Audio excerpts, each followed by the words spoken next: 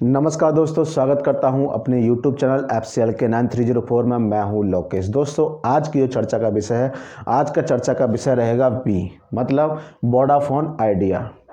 अब आपने देखा होगा कि हर सरकार पे एक प्रश्न चिन्ह लग गया है। वो सरकार पे जो प्रश्न चिन्ह लगा है वो कौन सा लगा है?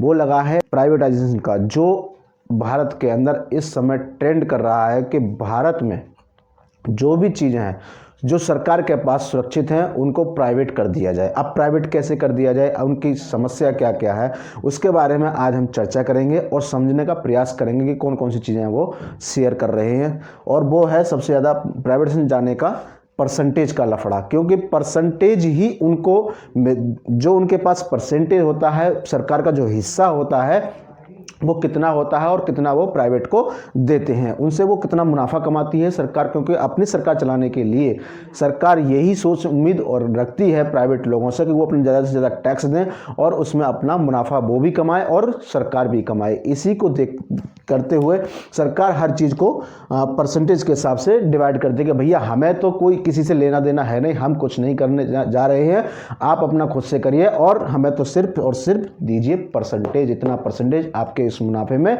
हमारा होगा। तो मेरे प्रिय साथियों, आज का जो सेशन है, आज का सेशन हमारा यही रहेगा कि अब ये वोडाफोन आइडिया पे ऐसा क्या लग गया है कि जो कि आज इनको भी सरकार अपने उसमें सम्मिलित कर रही है, सरकार में से सम्मिलित कर रहे हैं। ठीक है दोस्तों, तो मेरे प्रिय साथियों, अभी तक हमारा यूट्यूब चैनल अगर सब्सक्राइब नहीं किया है तो प्लीज़ हमारे चैनल को सब्सक्राइब कर लो, जितना हो सकता है इसे शेयर कर दें। तो आइए चलते हैं और समझने का प्रयास करते हैं। मेरे प्रिय साथियों, आज वोडाफोन पर 16,000 लगभग कर्ज है। 16,000 रुपये, लगभग 16,000 करोड़, 16,000 करोड़ ये कर्ज है। अब ये जो कर्ज सरकार ने उनसे निकालने के लिए कहा है कि भैया हमारा जो कर्ज आप पर है उस कर्ज को हमें दे दीजिए। तो वोडाफोन आइडिया ने कहा है कि भैया सीधी सी बात है, हमारे पास इतना कर्ज नहीं है। तो ये बात सुप्रीम कोर्ट में पहले जा चुकी है और वहाँ से ये कंपनियां हार चुकी हैं, क्योंकि सरकार के पक्ष में सुप्रीम कोर्ट ने निर्णय दिया था।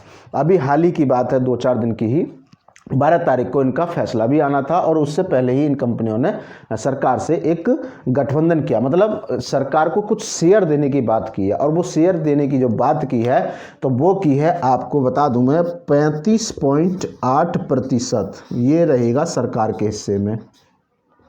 सरकार के हिस्से में 35.8% जो रहने वाला है, क्योंकि जब 100% में से हम डिवाइड करेंगे तो उसमें से इसको सरकार को इतना मिलेगा, मतलब 35.8%।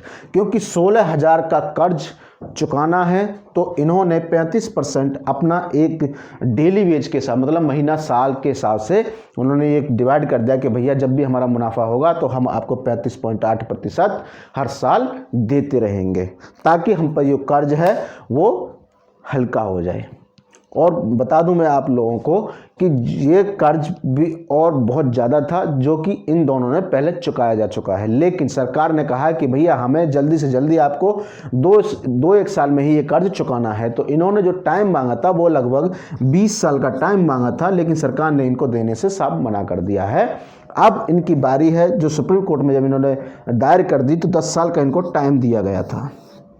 अब 10 साल का जो टाइम इन लोगों को दिया गया था, उसी में से इन्होंने कहा कि भैया जब तक, देखो हम एक साथ तो कर्ज चुका नहीं पाएंगे और हम आपको अपनी प्रॉफिट में से इतना भी दे नहीं पाएंगे, क्योंकि इतनी प्रॉफिट आजकल हो नहीं रही है। तो मेरे प्रिय साथियों, जो 10 साल का जो टारगेट है उसमें से 35.8 ये हर साल इनको देते रहेंगे और जो बचेगा उसको ये एक साथ चुकाने की बात भी करेंगे। तो मेरे प्रिय साथियों, पहले जो था वोडाफोन के पास में, वोडाफोन की सबसे ज़्यादा संख्या थी जो कि लगभग 44 के आसपास थी। अब इनके पास जो घटके जो संख्या आ गई है वो 28% के आसपास आ गई है। और जो आइडिया के पास जो शेयर था वो पहले 27 थी और अब जो घट करके इनके पास आ गई है वो 17 के लगभग आ गई है। अगर हम इन दोनों को जोड़ें हम तो मेरे प्रिय साथियों, ये तो तुम्हारा लगभग बनता है 46 के आसपास। ये बन रहा है आपका 45 और कुछ परसेंटेज भी इसमें है ऐसा लगभग, तो कुल मिला के आपका ये 46% के आसपास बन रहा है। तो अब कुछ लोगों का इस पर ये कन्फ्यूजन पैदा होगा कि ये 46% इनका है और 35% हिस्सा जो है सरकार के पास है, तो निर्णायक कौन है? तो मेरे प्रिय साथी, ये 100 नहीं बन रहा है, ये लगभग जाकर के 80% बन रहा है। तो अब 20% हिस्सा कहाँ है? क्योंकि 20% हिस्सा में तो सरकार नहीं है, 20% हिस्सा भी इन लोगों के पास है जो कि ये शेयर होल्डर के पास में रहता है। ये 20% का हिस्सा शेयर होल्डर के पास में है, जो कि 20% हिस्सा इन्हीं में काउंट होता है। सरकार के पास सिर्फ और सिर्फ 35.8% ही हिस्सा लेने के योग्य बनी है, क्योंकि अगर सरकार अपना कोई भी कंपनी हो या कोई भी, कम से कम उसके पास में 50% के आसपास, इन दोनों में कैलकुलेशन है, 50 से लेके 51% तक उसके पास में शेयर होना चाहिए, तभी वो अपना निर्णय ले पाएंगे। अगर इनमें से कुछ कम है तो वो है सरकार के पास में कुल 35% है और इन लोगों के पास ज़्यादा है, तो इसलिए इनके यहाँ पर कोई भी अधिकारी इनमें शामिल नहीं होगा, क्योंकि सरकार ने तो सिर्फ 35% जो फ़ायदे लिया है वो सिर्फ मुनाफे में, जो टोटल मुनाफा होगा उनमें से इन्होंने ये बात कही है, ना कि इन्होंने ये बात कही है कि साहब हम टोटल, जैसे कि ये 40% और ये सब है, इनमें से हम भी, जैसे आप अपना शेयर होल्डर बैठाते हैं, आप भी अपने जो अधिकारी हैं वो बैठाते हैं। सरकार ने ऐसा करने से मना कर दिया है, क्योंकि इन लोगों ने ही साफ मना कर दिया कि भैया संख्या हमारे पास ज़्यादा है, निर्णय हम लेंगे, जो भी प्रॉफिट होगी हम आपको 35% उसमें से दे देंगे, क्योंकि उनको कर्ज भी चुकाना है। तो मेरे प्रिय साथियों, ऐसे ही वाकया बना है एक टाटा के साथ में। टाटा के साथ में भी यही समस्या बनी थी। अब टाटा के साथ क्या समस्या है? टाटा पर भी 850 करोड़ का लगभग कर्ज है, 850 करोड़ का लगभग इनके पास भी कर्ज है। अब जो है इनको भी 9.5 के लगभग सरकार को देना पड़ रहा है। अब सरकार इसमें तो सरकारी नहीं हो सकती, और इस 35% पर भी सरकार का अधिकारी नहीं बैठ रहा है, तो सरकार भी इसमें कोई निर्णय नहीं ले सकती। लेकिन इन लोगों को जो फायदा होगा, क्योंकि शेयर अब बेचने वाले हैं सरकार, तो कैसे? क्योंकि 35% में से वो अपना हिस्सा किसी को चाहे देना चाह सकती है, क्योंकि 35% अगर कोई मुनाफा ले तो वो उसे दे सकती है। क्योंकि अब 5G लॉन्च होने वाला है, बहुत जल्द 5G आने वाला है इंडिया के अंदर। जब ये 5G आएगा तो इसके जो मार्केट में जो तहलका मचाएगा, उसका जो पैसा आएगा बहुत फ़ायदेमंद है, और बहुत ही फ़ायदा इन लोगों को मिल जाएगा बिना किसी रिस्क लिए। इनको बहुत ही आसानी से वो गवर्नमेंट इनको प्रोवाइड करा देगी, क्योंकि इन्हें अब उस चीज़ में धक्का खाने की ज़रूरत नहीं पड़ेगी। जैसे कि आपने देखा होगा BSNL पूरी तरह से बर्बाद हो चुकी है, क्योंकि सरकार इसको बर्बाद करना भी चाहती है। क्योंकि इस पर तो कोई ध्यान ही नहीं है। सरकार लोगों को फ़ायदा देने के लिए करती है। सरकार किसी जनता से फ़ायदा नहीं लेती, वो तो सिर्फ प्राइवेट वालों को फ़ायदा देती है, ताकि लोगों को वो फ़ायदा दें और वहाँ से पैसा उनका वापस आए। और फ़ायदा वो डायरेक्ट जनता से जाता है कंपनियों के पास में, कंपनियों के पास से जाता है सरकार के पास में। अब सरकार अगर यहाँ काम ना करे, मान लो कि यहाँ पर जनता है, यहाँ कंपनी है और यहाँ सरकार है।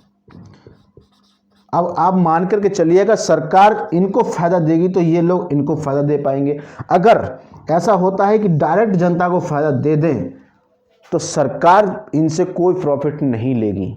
सरकार को ये इनको फ्री में प्रोवाइड कराना पड़ेगा, हर एक चीज़ फ्री में प्रोवाइड कराना ही पड़ेगा।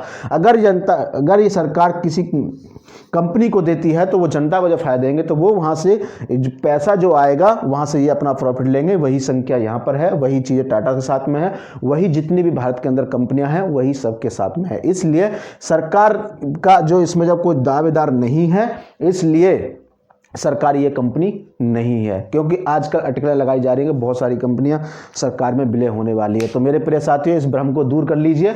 अब ये कंपनियां सरकार नहीं है, ठीक है। ये कंपनियां सरकार पर कोई इसका दबाव नहीं है। मुझे उम्मीद है कि ये आंकड़ा आप लोगों को समझ में आया होगा। अगर ये आंकड़ा आप लोगों को समझ में आ गया है तो मेरे प्रिय साथियों, ये जानकारी हर किसी तक शेयर करें और जितना हो सकता है इसे शेयर तो करें ही करें, उसके साथ साथ हमें थम्स अप और हमारे चैनल को सब्सक्राइब जरूर करें। मिलते हैं अपनी नेक्स्ट वीडियो में, तब तक के लिए नमस्कार।